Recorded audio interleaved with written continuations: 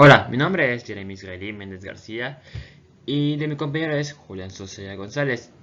Les presentaremos un video documental sobre el centralismo y federalismo e invasiones de México. Bueno, yo soy Julián Sosa González y efectivamente, como dijo mi compañero, veremos estos temas, al igual que 8 en específico, que son el centralismo y federalismo en México, que son sus constituciones centralistas de México, 7 leyes y 7 bases orgánicas que estos contienen, además como el centralismo y federalismo en Yucatán, la separación de Zacatecas, separación de Texas, separación de Yucatán, primera intervención francesa, la invasión de Estados Unidos a México y por último la guerra de castas. El consenso de la historiografía es que las siete leyes fue el primer texto constitucional del grupo político conservador y por el ende se considera que esta constitución no tuvo impacto en el desarrollo del proyecto liberal, que se desenfocó en la constitución de 1857. La investigación aquí se presenta una muestra en la que se aprecia una falsa en las ideas constitucionales en las siete leyes influenciaron tanto las bases orgánicas y el constitucionalismo conservador posterior como el constitucionalismo liberal. En Yucatán era uno de los estados en que existía descontento con el gobierno centralista que predominaba durante el gobierno centralista. El Congreso del Estado rompió relaciones con México en tanto se restablecía el régimen federal. El gobierno de México no aceptó a esta independencia. Yucatán era federalista, y al perder la batalla política y constitucional frente a los centralistas, decidió separarse de la república. En ese sentido inverso, el contrapeso político de los gobiernos estatales hacia el Ejecutivo Federal se ha desplegado en los últimos 3 sexenios, a través de la CONAGO.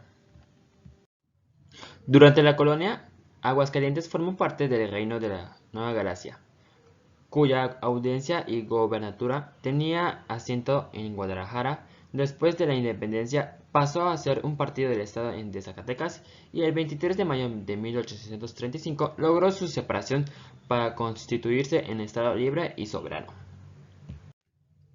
La guerra por la independencia de Texas se inició tras la derogación de la Constitución mexicana de 1824 de carácter federal y la instauración de un sistema político centralista.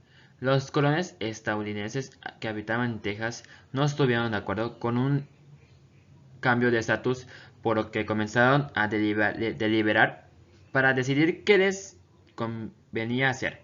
Al inicio de estas discusiones habían diferencias sobre el alcance que debían tener la rebelión. Algunos solo querían que se restableciera la Constitución de 1824, mientras que otros exigían la independencia.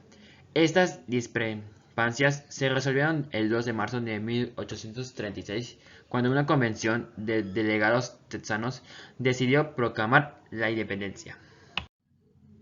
La intervención estadounidense en México, o llamada Guerra de Mexicano-Estadounidense o Guerra de Estados Unidos-México, fue un conflicto bélico que se enfrentó a México con los Estados Unidos entre los años 1846 y 1848. La guerra de intervención de Estados Unidos contra México tuvo como un objetivo expandir el territorio de la Unión Americana. El primer choque entre los dos ejércitos tuvo lugar en las márgenes del río Bravo en abril de 1846. El presidente James proclamó la guerra contra México en 13 de mayo de 1846. En 1847 inició la Guerra de Castas, una lucha entre mayas y blancos, que tiñó de sangre al estado de Yucatán. La Guerra de Castas sucedió en 1847 a 1901. Se trató de un levantamiento maya en contra de los blancos, quienes los explotaban y cometían todo tipo de abusos en su contra. Ya como conclusión, hay que destacar que al referirse al federalismo o al centralismo, estamos hablando de formas del Estado, que ubican de sí mismo como una persona jurídica. Bueno, es decir, que nos referimos de una manera en la cual que el propio Estado se organiza respecto a sus elementos que se constituye. Bueno, en ese sentido es una organización amplísima que simplifica al Estado como una organización de una determinada manera. Precisamente nos referimos de esas maneras a organizar cuando cobran una importancia conceptualmente hablando de las, las razones del federalismo y centralismo. Así, por el federalismo no se entiende una organización que sí tiene un poder central, surge de una unión de otros poderes, se cede a una cierta parte de la soberanía para constituir a la federación misma. Esto continúa siendo soberanos y por lo tanto no está enteramente subordinados al poder central. Nuestro país adoptó el sistema federal por primera vez en 1824 en la Constitución de ese año, iniciando la historia llena de dificultades en nuestro país en el siglo XIX.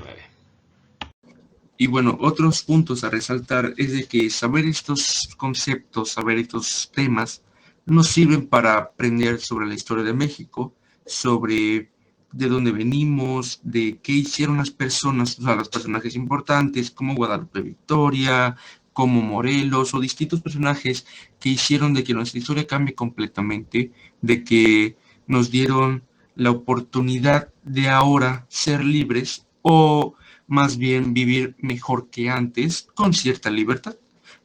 También podemos entender cómo es de que el país está dividido, o sea, los estados, de su forma de gobierno, la forma de poder. Entonces, todos estos aspectos podemos, digamos, marcarlo debido pues al conocimiento de esos temas.